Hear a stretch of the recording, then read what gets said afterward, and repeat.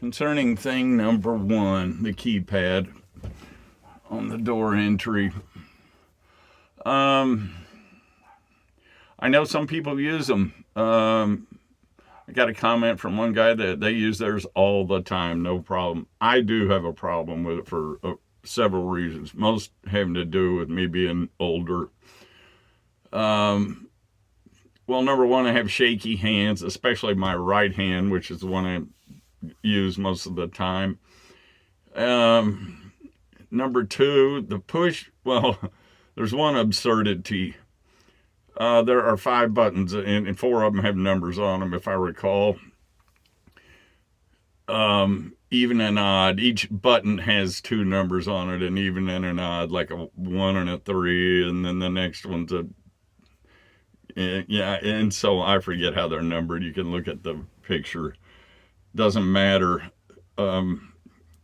It doesn't matter if you push the top button and let's say it has a 1 and a 3 on it, or a 1 and a 2, whatever it is. They're both the same thing. You got 4 buttons. They might as well say 1, 2, 3, 4 on them. That's the absurdity. They have a real soft push to them. If I remember, I haven't used it much because I hated it. I tried it for about half an hour one day. I played around with it and I hated it. And I was never going to leave my keys in here and rely on that thing for entry. I'm pretty sure I would have wound up having to get a bunch of tools out or calling a locksmith or something. And yeah, they're rubbery. They have a soft push to them, and sometimes the push doesn't register. Being older and, having a bit of limitation with respect to eyesight and hearing. If I recall, I think it beeps every time you push it. And, the world is full of beeps now. Phones beep, TVs beep, computers beep, everything beeps. And so if you're out in the wind and you're trying to operate that thing and you're relying on, okay, did I push it or did it engage or not? And you're relying on a beep or a little light to come on out in broad daylight. It's difficult for me. I'm always wondering now, was that my beep or was that some kid, playing with his iPad behind me? So it seems unreliable to me for those reasons. It's mainly my limitations, I suppose, but I don't use it for that reason. For a while, my keys were stiff and those locks that were a little bit hard to engage, but they've worn over time and it's not a problem now. And to me, if I'm in an RV park or wherever and I want to walk down to the store or the shower or whatever it may be, if I'm that concerned about it, I can just lock the one lock, just hit the deadbolt. But it's not a big deal to lock both. That's thing one. I could have done without the keypad, and yeah, it's just in the way for me. So I just ignore it and I'm fine. Thing two, the fuse panel. I am lucky I didn't destroy that thing. The first few times I came in the Casita, every time I turned around, that door was open like I showed a minute ago, and it was laying in the down position. I don't know if you can tell it on video, but it would easily be possible for me anyway, if I was, walking around in here and not looking down, to step on that door and it would just shatter. It would not only come off the hinges, it would destroy the door. One, just your foot, the toes of your foot, levered up against the bottom of that thing would just shatter it. And then you'd have no door. That I've dealt with on a kind of temporary solution, and I just take a piece of Gorilla tape and I just tape it shut so it doesn't keep triggering open. And mainly because I don't want to break the door. I don't want to destroy the door. I guess that's not a problem for people that have the bed set up all the time, the full bed. This is a Spirit Deluxe, so that's the option for back there. Either you have it set up or you don't. I don't. And so mine's exposed all the time. In fact, I sit right there when I work. I had an office chair in here, but I've since taken it out, and I'm kind of up in the air on that, undecided. But yeah, even just sitting there, the heel of my foot will hit the thing and it'll pop open. Annoying. Over and over, happens over and over, and it's a light touch. It's just a cheap little touch latch on there. I haven't gotten down there to see if there's a way to adjust the release on it where it is harder to engage. So I don't know about that.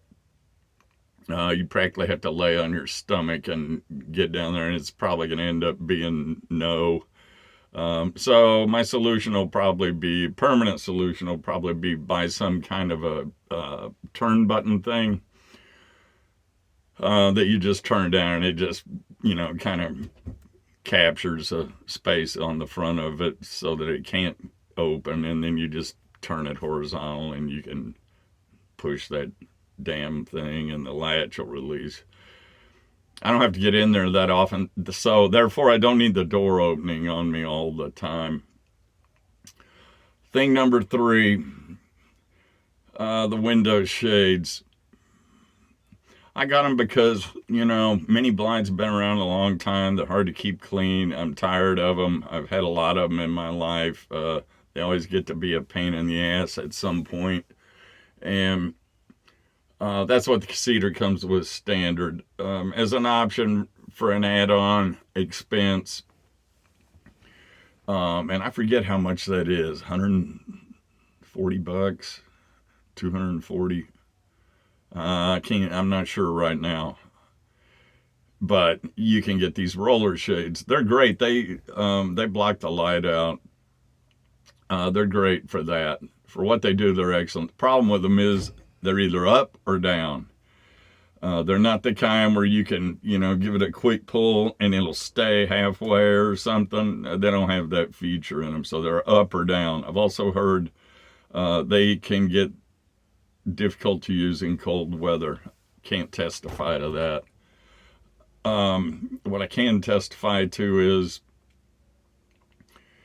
if you're doing what I do, or if you just have, generally had the blinds down during the day, and window tint is going to solve a lot of this. I haven't done that yet, but I'm scheming on it now.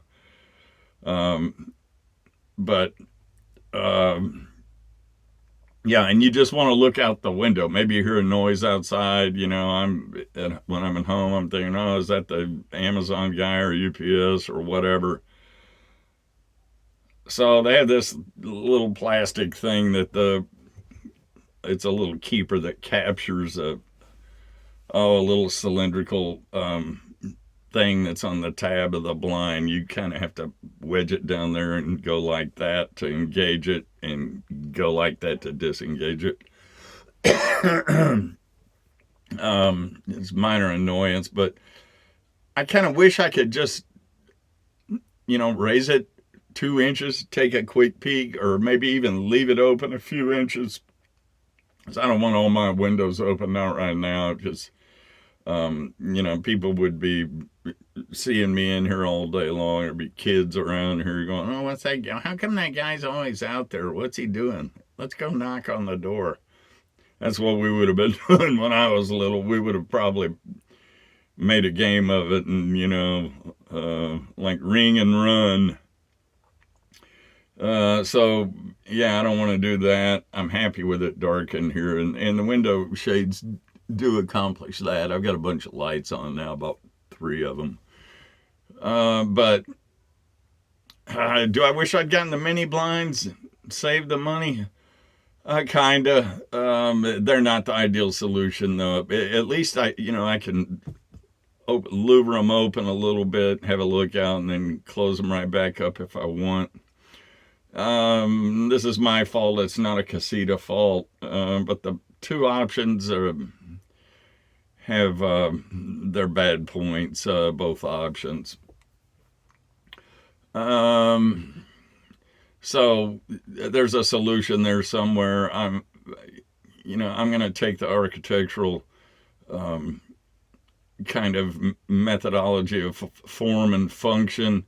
But what is the function you want to achieve, and what form can you pick that will best achieve that function and be aesthetically tolerable? And so I'm not after cutesy curtains or anything like that. I don't know. I'm not going to do anything until I come up with something original and something that I love. Other than that, I'll just live with them the way they are. But the window tint will solve a lot of that. I've been looking into that a little bit, and we'll see how that goes. Anyway, those are the 3 things. But a couple other little minor things that don't happen to me too often, but they have happened, is I keep my fridge on all the time since I'm hooked to power all the time. Accidentally leaning your hip into one of the buttons. I know there's a button guard you can buy for that. I've seen them. Don't want to go through it again, I don't want to have to push through some small access opening, or I don't know, maybe they have a rubberized cover and you push the rubber and it pushes the button. Either one I don't want to do. So that, I'm smart enough to look over there every now and then and see if it's on and on the right setting. The other one is the water pump below the sink. I have turned that on a couple of times by leaning my hip into it or leg, whatever, and then just sat down to work or something and said, what the hell is that buzzing noise? It took me a few minutes to figure it out one day. And after that, it's I can solve it quickly. But it's only happened maybe 3 times in the last year. And I know there's a guard you can buy for those, or I could make something, but it's not something I'm really worried about.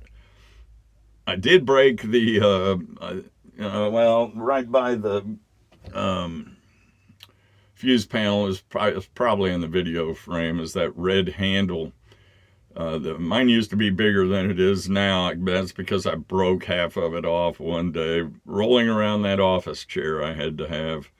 I had checked it 10 times. The wheels were going to clear that and everything. I think what happened was one day I got up quickly and I lifted the wheel on that side and it bumped into that little handle and busted it off. I've still got the piece sitting down on the floor there, and one of these days I'm going to super glue it back on, or DevCon or something, whatever adhesive is called for, because it was a clean break. And if that doesn't ever happen, I'm not worried about that. There's enough left on there to grab it and turn it. That's it. Those are a few little annoyances, because I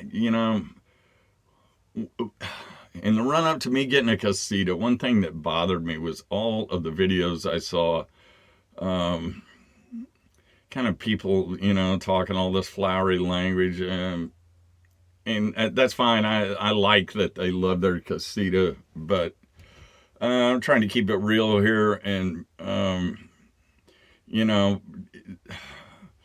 there were a lot of things I didn't see on videos, and I'm trying to fulfill some of those here based on the assumption that there are other people that feel the way I do. My goal is not always just to hear, how great this or that is in your Casita.